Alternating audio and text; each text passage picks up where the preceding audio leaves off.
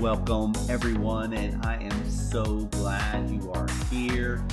This is the third episode in our series on higher education. We are taking on everything from college choice, college cost, degree selection, and even that very, very hard question, is college even worth it anymore?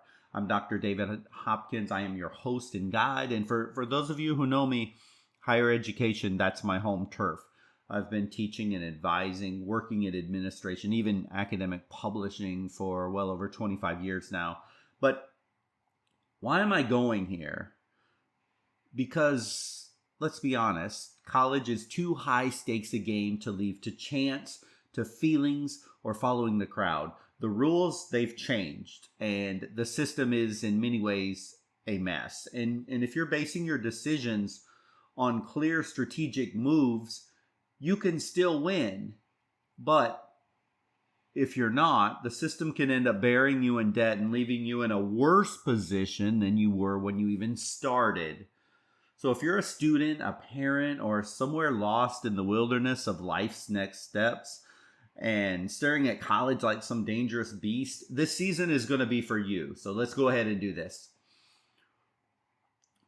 I'm glad you're here, though, today, because we're talking about a freight train, and it's coming at us fast, and most people aren't even aware of it yet. And it would be negligent in education to not talk about artificial intelligence. Yeah, I know you've heard all kinds of things in the news, the doomsdayers that the world's going to end and nobody will have a job, to it's going to unleash unheard of intelligence that will make our lives a utopia, where none of us even have to be cubicle jockeys anymore, living in or some sort of a worker drone working a 9-to-5 job ever again, and everyone can just sit around and unleash their hidden Da Vinci creativity and live happily ever after. I honed in on this cultural phenomena about 2.5 years ago, and for full disclosure, I am an AI certified prompt engineer, and I use AI every single day. I get more and more impressed as the models improve of what AI can and will do in the future. But here's the thing.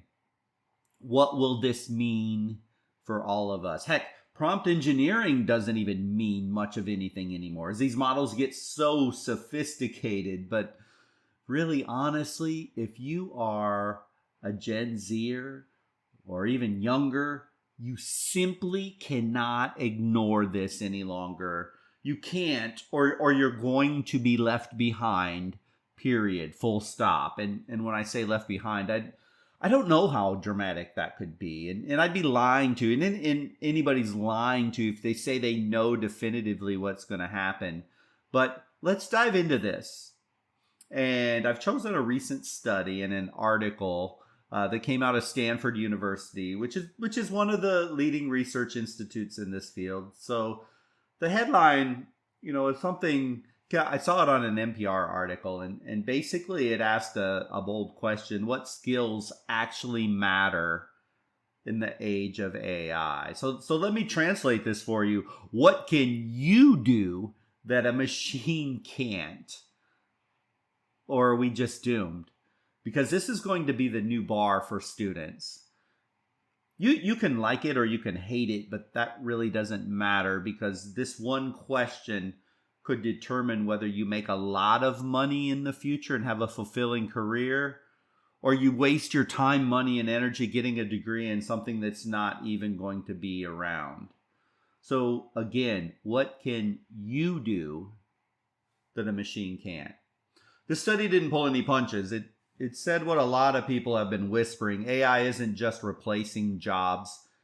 It's erasing the entire on-ramp, the entry-level job, the thing that used to get your foot in the door, gone, vaporized by algorithms and large language models that can now do 70 to 80% of what a junior employees were hired to do. Oh, and the tech people think that junior software engineer is immune because the degree that he went to college for says information technology on it, or engineer. Well, you might want to rethink that, because that's not going to be the fact going forward. So let's sit with that for just a second. We used to think that AI would only take on the boring jobs: data entry, warehouse work, phone reps, reading scripts. But here's what Sinead Bovell, a futurist featured in this NPR piece, said. He said, it's not just the repetitive tasks. AI is now drafting legal memos. It's writing your first round marketing copy. It's spitting out prototypes for apps. It's writing thousands of lines of code, troubleshooting code, and writing captions for social media. That's entry level work, but that's where new grads learn, grow, and fail forward. And it's being replaced before a lot of you out there even get a shot. And here's the ugly truth no one likes to say out loud. If you don't get that first job, if there's no bottom rung of the ladder anymore for new college graduates, how in the world are you going to climb forward? So this thing for anyone in Gen Z is serious. So you need a survival strategy. So what now? That's the question that's being asked by thousands of Gen Zers, thousands of Gen Alpha, or whatever they're called these days. What in the world is going to happen? Should I even go to college at all? So let's pivot this episode, because we're not talking about despair here. As best I can tell, at this particular pivot point, we are in that there's certain skills, and I'm just going to choose 5 of them, that as a student in high school or college, you really should master. So if you're a student, or heck, anyone in the workforce, figure out a way to build mental muscle in the areas I'm going to talk about right now. Because for the foreseeable future, the skills that I'm going to talk about, AI still can't fake it, they can't mimic it, and they can't automate it. These aren't resume buzzwords. These are non-negotiable human skills that can make you indispensable. And so here we go. I'm just going to list them all for you, and I'm going to talk about each one and what you can do to try and build these skills. So number 1 is judgment. AI is great. It can give you 50 answers to just about anything you want, but it can't tell you which one fits this particular moment in this particular context for this particular team loaded with these types of personalities. That's a judgment skill. That's on you. That's something right now that can't be replaced. But how do you build the skill of judgment? Well, this is where colleges really need to up their game. Or if they don't do it, you need to figure out a way to do this on your own. Work through case studies and scenarios. Play devil's advocate. Argue for the other side on all kinds of topics. Heck, politics is a great place to do that. Might sound counterintuitive, but for a fun exercise, why don't you try this? Play a mental game of chess with AI itself. Drop a scenario from a textbook, from what you see online. Drop a situation and argue for and against a course of action. Let the AI take one side, you take the other one.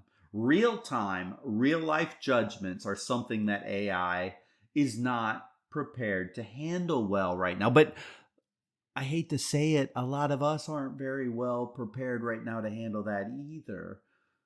So let me ask you honestly, do you have the ability to judge scenarios and situations that you run across without emotion? Are you easily offended, angered, or lack the ability to objectively analyze a situation? Well, if that's you, AI might even have you beat already. But here's the kicker. If you build the mental muscle to think your way through tough situations, you have a skill unique and invaluable in today's society where, let's be honest, lots of people are mentally weak. and simply can't handle discourse with anyone they disagree. So judgment number one. Number two, communication. AI can generate text. Yes, it can, and it's very impressive, but it can't necessarily inspire, persuade, or look someone in the eyes and earn trust.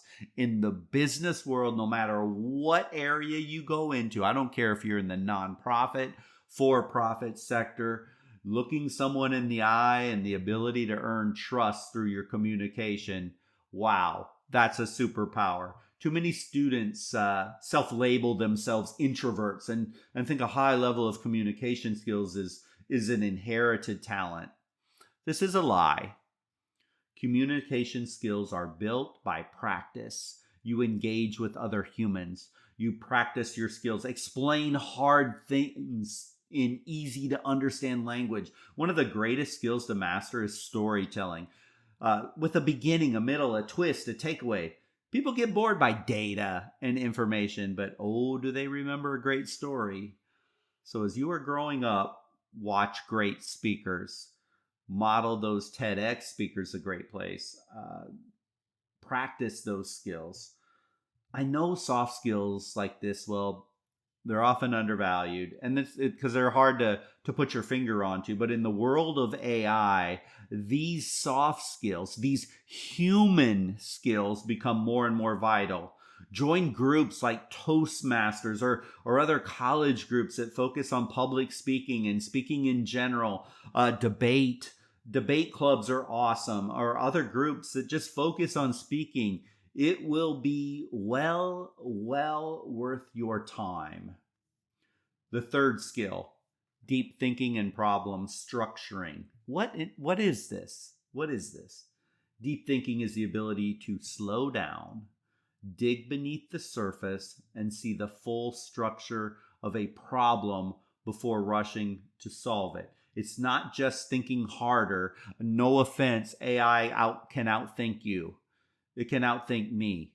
I've spent my entire life, earned a doctorate degree in the humanities. AI knows more than I could ever dream of knowing about the humanities ever. I mean, it would bury me. So it's breaking. So when we talk about deep thinking and problem structuring, it's breaking down messy questions into moving parts, spotting hidden assumptions, and asking better questions than obvious ones. Problem structuring means you don't just react, you design a framework for understanding. AI can generate answers for you. It is very good at it, but it doesn't know which questions are worth asking. It still relies on us to do it. That's where humans win. And why it matters? Noise versus signal. In a world drowning in quick takes, instant answers, those who can organize chaos into clarity stand out. Career advantage, every industry, it pays a premium for people who can structure ambiguous problems. Consulting, law, engineering, public policy, entrepreneurship. You could use this skill anywhere. Because AI has limits. Tools like ChatGPT, they reflect what we already know. But deciding what question to ask and what's missing when you're in a real world, real-time environment, that is uniquely human and it is highly valuable. Technology changes, but the ability to dissect complex issues, war, climate change, financial decisions, relationship decisions, that always matters. But how do you build a skill of deep thinking and problem structuring? Well, the 5 whys drill. Start with any claim. College is too expensive, for example, and ask why 5 times. You'll strip away the surface layer and hit root causes. Play strategic games, chess or Go, even complex board games. These force you to plan several steps ahead, anticipate trade-offs, weigh risk versus rewards. Huge. So sometimes those strategic games, video games or whatever game, chess, I can't stress chess enough, or Go, what a great game. Uh, those are things you can do to build that muscle. Case study journaling. Once a week, take a messy real world issue. Student debt, TikTok bans, and map it out. Map out key actors, root causes, constraints, possible solutions, and look at it from both sides. Research roadmaps. Pick a big question. How should we regulate AI? Instead of Googling the answer, write down what kinds of evidence you would need to make a decision and where to find it. This will train your brain to think like an investigator, not a consumer. See, right now, and this is a big problem with our social media, with our internet environment, and now even worse with AI, we just don't, we consume information. We ask something and we consume it. Flip the script on that. It'll help build that mental muscle. Debate without taking sides. Pick a controversial issue. I'm going to challenge you here. Politics is such a divisive topic, and whether you're on the left or right, I don't really care about that. That's not my problem. That's something for you to figure out. But if you're on the left side of a topic, say immigration, why don't you do this? Outline the strongest pro arguments for what you don't believe in. That is power. The point isn't your opinion. It's learning to see the structure and the reasoning of a very complex issue from multiple angles. Because you're not going to get that in the media. You're not going to get that from your politician. They're going to try to boil down extremely complex issues into something so facile and childlike that it isn't even relevant. I want you and those that are going to survive in this AI world, those that have the mental muscle to be able to go beyond the simplistic, those are the ones that are going to win. So deep thinking, problem structuring, huge. Number 4 is adaptability. It's kind of always been this way, adaptability. But, the ability to pivot and learn and keep moving forward when the ground shifts beneath you. It's not just rolling with the punches. It's recognizing when the old playbook, your old mindset, your old thoughts, they just don't work anymore. And you have to shift and you have to take on a new thing. We all know people that are 100% stuck in their ways, and they're not going to change no matter what. They will go to the grave before they will shift perspective. Those are not going to be the people that are going to succeed in this post-AI world. So adaptability, it's huge. Skills expire fast in this world. What's cutting edge today is going to be outdated and gone in 3 to 5 years. The winners aren't the ones who mastered a single skill in college and you have it documented on a piece of paper. The ones that are going to win in this next generation are the ones who can reskill again and again. AI is going to speed everything up, and it already is. So as AI reshapes jobs, adaptable people are not going to panic. They are going to find opportunities inside of the change because there will be opportunities. But if you will not adapt, you are going to get consumed. Employers are going to demand this. Surveys, even by employers, already show that adaptability and learning agility are among the top future skills companies want. And when the market flips, they're counting on employees who are not going to freeze. So life even requires this. Beyond just jobs, adaptability is going to make you resilient when life throws you curveballs, relationships, finances, health. That adaptability muscle is going to keep you from breaking under pressure. So how do you do it? Cross-train your brain. Coders, if this is you and you are scared to death, take a design class. Artists, learn basic accounting. Step outside your lane. builds mental flexibility, seek discomfort, volunteer, travel, work part-time in places where you don't know the rules. Growth happens when you're forced to figure it out. Run micro experiments. I love this. Once a month, try something new. Try something new. Maybe try and create something that you never thought you would create. Practice public speaking. The goal isn't mastery, it's proving to yourself that you can learn fast. Practice what if scenarios. Imagine your dream career collapses tomorrow. What's plan B? What do you do? If you're in college right now, you think you want to be a CPA accountant? What happens if AI reaches general intelligence and wipes out, 60% of the accounting jobs? What's plan B for you? Write out an alternative. And doing this, it's going to train your brain, even though you're not actually doing it yet, to pivot under pressure. This is what you need. Reflect on change. Keep a quick journal. When life throws a curveball, write down how you responded and what you learned. Over time, you'll see proof that you can handle it. And then learn to unlearn. Pick one outdated belief, method, or process that you've already outgrown.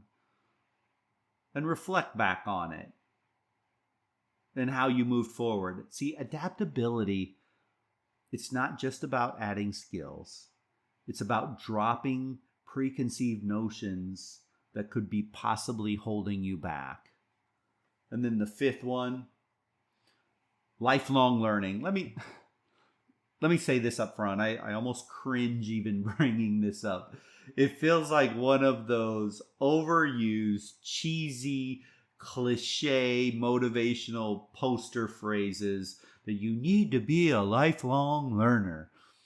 But hear me, because I mean it in all seriousness, and you should take it that way too.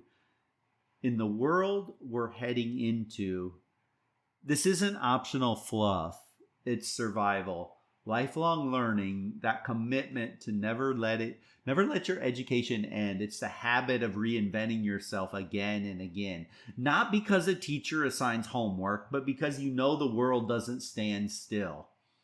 It's curiosity turned into discipline. It means treating learning as a lifestyle, not as a 4-year phase. There may have been a time 20, 30, 40 years ago, you could just get the degree, you could get the job, you could cruise through your career, work at the same employer, and not really have to pivot all that much. I'm sorry, that is not where we're at. In this world, degrees expire. A diploma proves what you knew at one given point in time, but industries and technologies and cultures, they shift too fast in this technologically driven world. And it's just not enough. The people who are going to thrive and win are the ones who are going to keep learning long after graduation.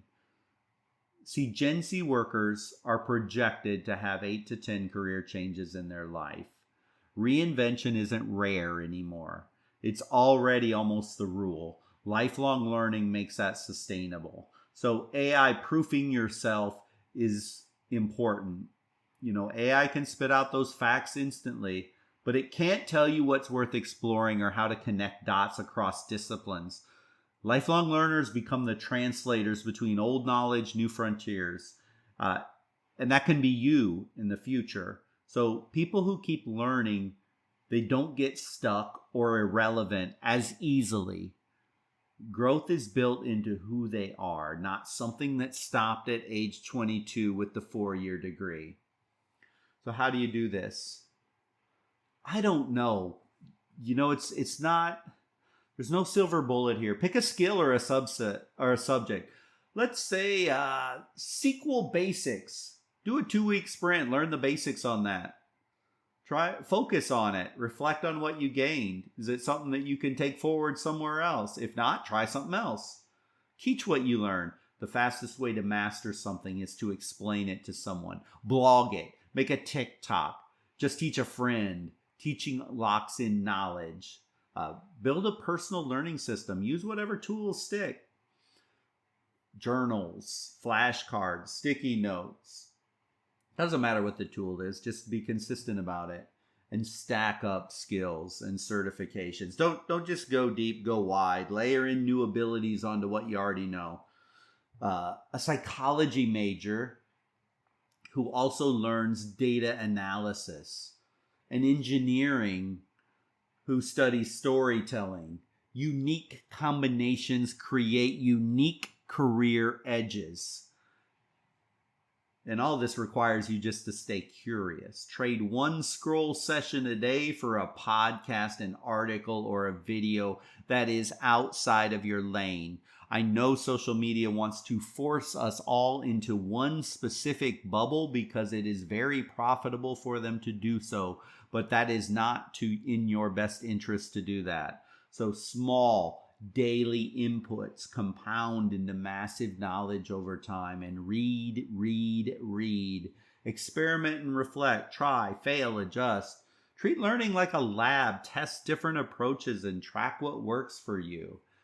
All of those can do it. And again, I know this, a lot of people are saying, yeah, whatever. This sounds silly and ridiculous, but you have to keep in mind that those old models of just knowing information and data, they're not going to work. So you have to take on these soft skills, these fluffy things, these things that don't fit nicely into a box. And as I throw out ideas to you, I am not claiming they're going to be the only things that can work, but you have to broaden your horizons, broaden your thinking skills, and however that works best for you, go for it.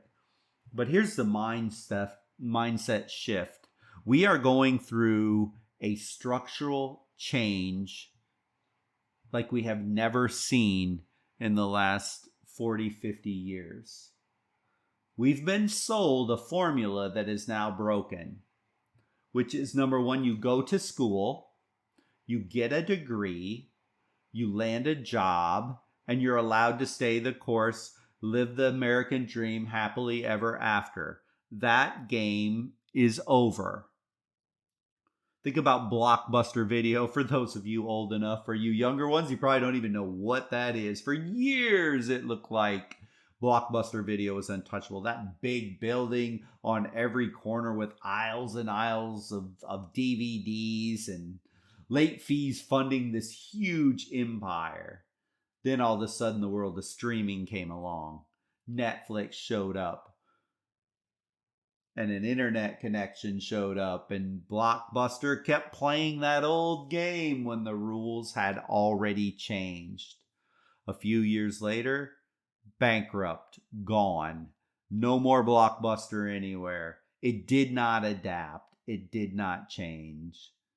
That's exactly what happens to people who cling to an old formula that doesn't exist anymore. Here's the new formula. Learn, adapt, pivot, and repeat. This is the mindset of Netflix, Spotify, Apple, companies that constantly reinvent themselves instead of being fossilized. It's the same mindset individuals need if they don't want to become the human version of Blockbuster Video. Here's the shift. The winners aren't the ones with the fanciest major, the Ivy League crest, or the flawless resume. They are going to be the ones who know how to think deeply, communicate clearly, make smart choices, keep moving when the rules change mid-game. It's not a one-and-done investment education any longer. It is a lifelong practice. Every pivot will sharpen you. Every reinvention will keep you relevant. And every time the ground shifts, you won't be terrified. Instead, you'll be ready to capitalize. I'll give you a couple scenarios here, playing the new game. Let's meet this hypothetical student, Jordan. She's a psychology major. But she's just not sitting through lectures. She takes the free online UX design courses. jumps into a Discord for mental health startups, runs a TikTok channel breaking down psychology concepts with humor.